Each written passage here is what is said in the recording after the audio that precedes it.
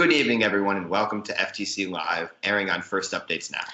Tonight, we have an exclusive interview with First Mentor and President of REV Robotics, Greg Nadell. Thanks for coming on FTC Live, Greg. Oh, you're welcome. Glad to be here. So Greg's also going to help us break down Game Manual Part 1 and what it means for you guys. And to finish off the show tonight, we have some awesome First Tech Challenge trivia in just about an hour from now. Reporting for FTC Live, I'm Ethan. If you have any questions that you would like to be read during the show, please tag @FirstUpdatesNow and type your questions into the chat. As always, please be respectful in the chat and be respectful of our guest for tonight. And I'm Nathan. And I'm Arjun. REV has been awesome enough to provide 3 surprise giveaways that we'll be giving away during the show. Let's bring our producer Tyler to talk about the giveaway logistics. Thanks, everybody. Yeah, excited to have these awesome giveaways from REV Robotics. We'll reveal what those are over time. If you saw the Facebook post on First Updates Now, you know one of them. But if you're interested in winning, we're going to have a keyword you need to type in the chat a little bit later on. You can put that keyword in as many times as you want, but you only get one entry. In order to be entered as well, you have to make sure that you either click that follow button, which is right on top of your screen if you're on desktop or on your phone, or if you like 5 times chance to win, you can subscribe to the First Updates Now channel. You can do that for free if you have Twitch Prime. Either you or your parents have Twitch Prime, you can link that account, or it's just a few bucks a month, and we appreciate everybody helping support First Updates Now and the stream that we're showing here, like FTC Live. Sorry, I'm just reading the chat. People would like you to dab Greg. I don't really know if you want to do that. But, all right, guys, before we get started, I'm going to explain voting for the FTC Live Robot Reveal Challenge, if we want to throw that graphic up there. So as a lot of you might have seen, we put out a reveal challenge last week. Reveals were due July 4th. Ethan and I are looking through those, and they're going to be judged in one of 4 categories. So best reveal overall, best music, most unique / creative, and then best camera work / editing. Ethan and I are going to be picking 4 reveals, 3 to 4 reveals for every single category, and then we're going to be putting out a form and sending that to you guys to pick the winners. So expect that form by Friday or this weekend. We're working through that. Yeah, so as a lot of you guys know, Game Manual Part 1 for Roboruckus was released today. And Nathan and I have taken a lot of time to kind of digest this, break it down, and figure out, and Arjun, of course, figure out what's new and what's different and bring you guys the latest scoop on that. And Nathan, can you tell us why Game Manual Part 1, or sorry, Arjun, can you tell us why Game Manual Part 1 is important? And Game Manual's Part 1's impact is pretty straightforward. It gives a list of legal and illegal parts, talks about the competition rules and awards advancement lists, but people usually don't pay too much attention to it because it doesn't change a lot from year to year. But there's some small things that can change that have a huge impact on the game, and that's what we're going to be talking about right now. Yeah, so I guess let's get started, guys. At the beginning, we have what's new is we have a weight limit. I mean, we expected that. We knew what that was going to be, but we have information finalized for that. So it's 42 pounds, and you can go half a pound over that. I would just recommend always shooting to be a pound to a pound and a half under that because you never know what's going to happen.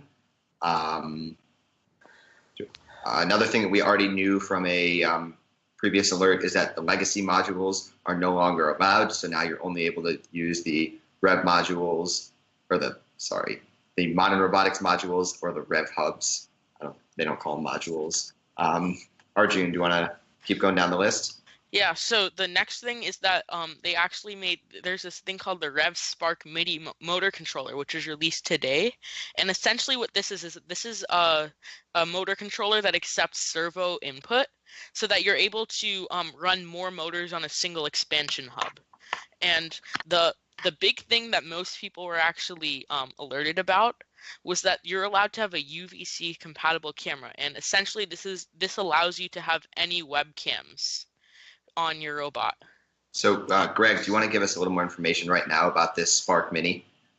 Sure. The Spark Mini is a tiny little motor controller. It's based off of the architecture of the motor controller we do for FRC, and it's really designed to give teams that maybe only have one hub or only want to run one hub on their robot the ability to add an extra motor or an extra 2 without needing to go full bore into a whole nother expansion hub.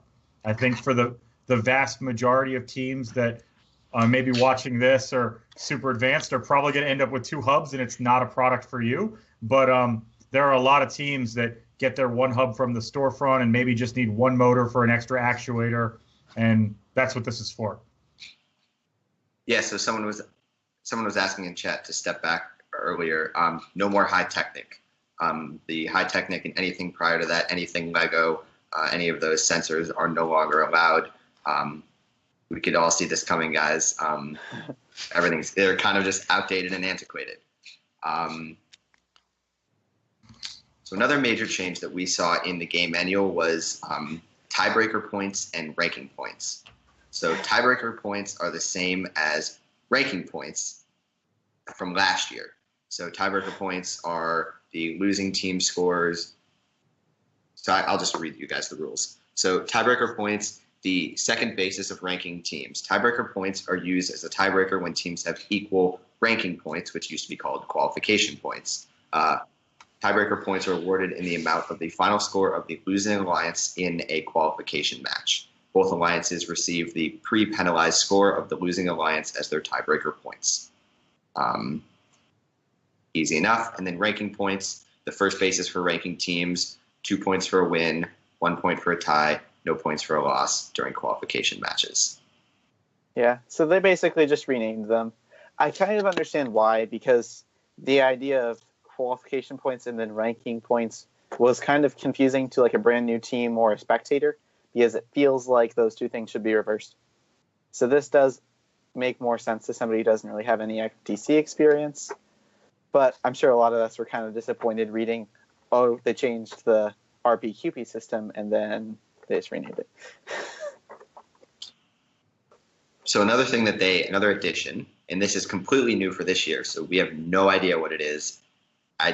Maybe Greg can mention something about this. I doubt he can, but there's team markers for next year, guys. So the team marker is a new game-specific scoring element that will be used in the Rover Ruckus presented by Qualcomm game. The team marker must pass inspection before it is allowed to be used in a match. So what the team marker is it's an object that has a maximum size of 4 by 4 by 8 inches and a minimum size of 3 by 3 by 4 inches. They must be labeled with 1 number and it must be viewed by a foot away. You can't have electronics on it, and you can't have any illegal parts, of course. So there's not much more. Do you guys have any speculation as to what it's going to be? I'm not really sure. There's been a lot of guesses, and it's really hard to just guess based on size and having to have team numbers on it. I know the one thing that I liked the most was you have to rush somewhere and then plant your flag. Like you'd plant a flag on the moon or whatever extraterrestrial place you're going to try to claim it as yours. So kind of a Recycle Rush-esque game element there, but I don't know. Greg, can you speculate for us? Yeah, so I do not. I want to say this. I do not know anything about this game. I know nothing officially about this game. So my speculation is that it's a custom vision target of some sort, because if you think about it, like you're in your home and you're practicing, and if you are doing camera code, if you're doing vision recognition, it's much easier to train your vision system on an object that you physically control. So it's like if you can physically use that one in every single match, that would make it vision a lot more effective. I know that there's always teams every year that have questions about, oh, well, I trained on target, like Euphoria targets that I printed out on my home computer, and the ones at the tournament were different, and I had some issues in tuning. So maybe if it was, that's my guess, is that it's a customizable vision target, but that's just speculation. That makes sense to me too, because Euphoria was confirmed in an email from Qualcomm earlier this year, and you have the ability to program in Euphoria, like that's built in. We've worked with that this year. So that would be really awesome. Yeah. Just to continue going down what we found in the manual, another thing that's now legal is the Blinken controller. That was legal during FRC. This is actually one of our giveaways from 410 you guys saw that on our Facebook post. Greg could tell us more about Blinken, but what it seems to me is just an LED controller. You can buy an LED strip for it, and I think it can basically do any colors you want since it's LED. It plugs right into the power port of the expansion or into the expansion hub, and it's just for making cool things. Along with this, they also legalized any other light controllers, so they it's did. not just Blinken. I didn't see that. Yep.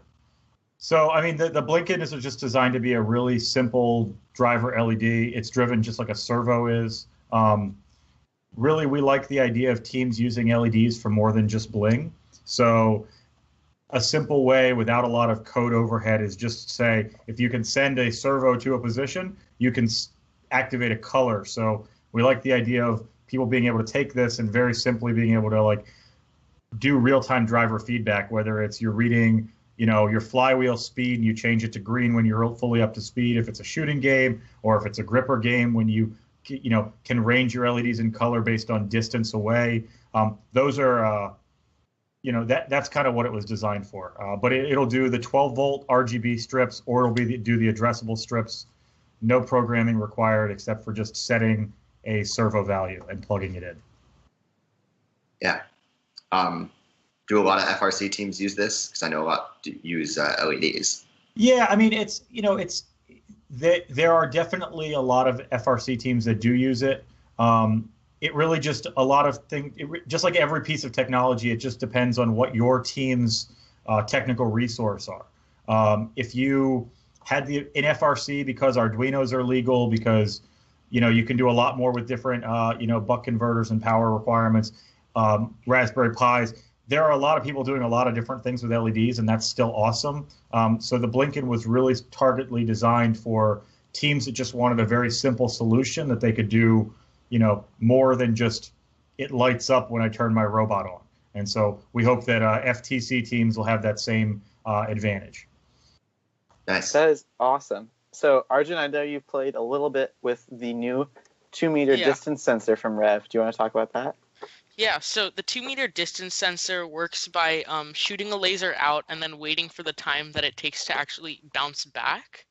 And it claims to have a 2-meter range with 1 millimeter accuracy. And so I did some testing today. I'm not going to say it's the best testing, as it was me holding a piece of corrugated plastic in front of the time of flight, and I found that it was around 5 millimeters accuracy with my not super good testing, which is still much better than any affordable FTC sensor out there. And yeah, Greg, do you want to talk about a bit about it? I mean, this is one that we came out with this. We had this about a year ago. There's some really low-cost time-of-flight sensor parts that are becoming available due to like autonomous vehicles and a lot of that.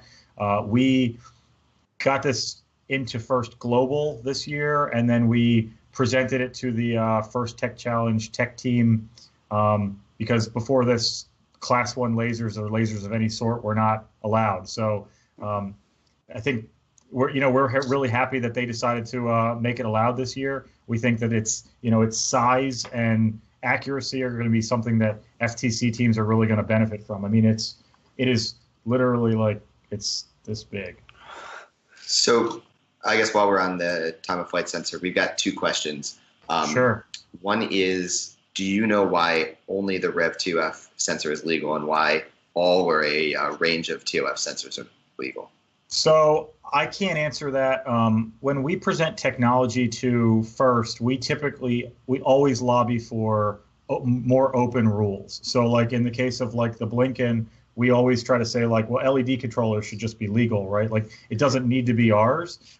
We 100% supported, Adafruit has some, SparkFun has some. I mean, this is not a like super unique thing. There are lots of different versions of it, but basically, we are a technology provider to First Tech Challenge, First, and in general, and so they make rule decisions based on a lot of criteria that are kind of invisible to us. So I don't have justification. The way the manual's written, it looks like it's only ours, but ask the question in the Q&A. Maybe things will change as time goes on. Yeah. I guess one more question that we have with that is, do the TOF sensors work with the perimeter wall? So it is an IR sensor, and IR is generally transparent to polycarbonate. So the answer is yes and no. I mean, going straight on a brand new set of polycarb, you can shoot right through it. If you get a little bit of an angle of approach, if the polycarb is not as clean, or if there are paper, it'll obviously work. It definitely reflects perfectly up against the black perimeter, so like the metal levels. So if teams want to do walls, they can choose where on the robot and where on the wall it's going to hit. So it's not a perfect solution for every distance application, but it does do some things that previous sensors can't. Okay. Arjun, do you want to talk about yellow and red cards for off the field? Yeah, so another big change that they added is that yellow and red cards can also now happen off of the field, and this means that any egregious behavior off the competition field can be reported to the tournament director, and the tournament director can give a warning, but if it continues to happen, then they might actually issue the team a yellow or red card, and the tournament director can give that to the head referee to put in the scoring software. So if you actually don't behave well while you're not in a match, this could affect your match performance now, which is something that I think they wanted to happen just so that people are nicer to the volunteers. And I think that this actually will have a really good impact on the FTC qualifications and all those competitions. Nice. Yeah. That's a great addition. So just trying to finish off some of the more important ones that we found. Team members may communicate via cell phones during a live selection now with other team members. Before, I don't think there was a rule explicitly against this, but I know that at some tournaments, event organizers did not let people in a live selection be on their phones for some reason. I think it's because you're not allowed to be on your phone in the competition area, so they might have interpreted that. But I think it's a good change. It's harmless. It's great to be communicating with your team. Yeah, it's better than writing on a whiteboard and holding it up for the person. So. Or like screaming across the room, "Hey, pick them," because then that's kind of awkward. Yeah. Hey, pick them, not them. No. Yeah. Another thing that was interesting is that, we already knew this, but there are no super regional tournaments next year. They just made that official in the game manual. State championships advance directly to the world championships. I'd be curious, actually, Greg, what do you think about that? I think it's great. I think that the tournament structure with super regionals, as much fun as those events were, when half your teams are basically going to go to Worlds because of the way that the percentage distribution, I think it was an unnecessary cost for it. And so I like to see a lot more teams come out of states directly. And, that's cool. It also, the interesting thing is that design convergence might be a little bit different. When you have teams coming from states directly to Worlds, there may not be as much overall exposure so the design diversity at World Championship should increase as well. That'll be really interesting, because if they leave the state about like mid-February time zone, you have a huge gap between state to Worlds to make some major design changes to your robots. Yeah. That'll be fun. It seems like that's what FTC is about, iterating and redesigning. So yeah.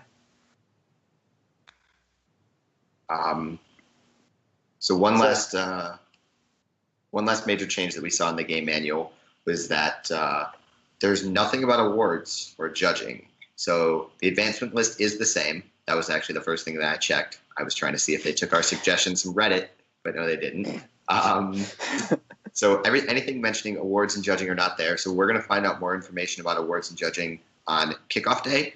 There was a rumor going around the FTC Discord that ARM is meeting with FIRST about possibly sponsoring the Control Award. I don't know. We'll see on kickoff day, I guess. Take rumors at face value, I guess.